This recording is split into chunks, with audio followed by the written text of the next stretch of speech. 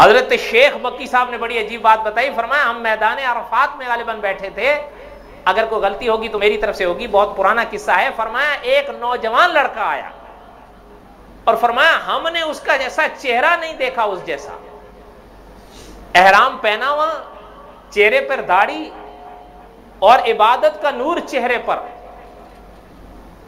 कहते हैं हमें पता ही नहीं।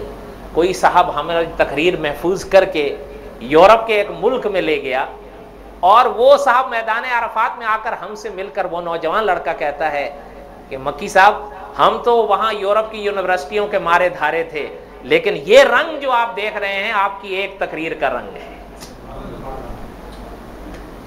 ये होना चाहिए, तलब होनी चाहिए। हाँ वैसे ये एक अलग बात है कि ये तो हजारों साल नरगिस अपनी बेनूरी पे रोती है, ऐसा ही है ना।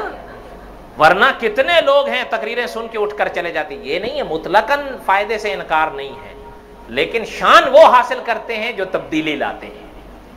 वैसे नहीं, उलमा कहते हैं कि हजारों साल नरगिस अपने नूरी पे, अपनी बेनूरी पे रोती है।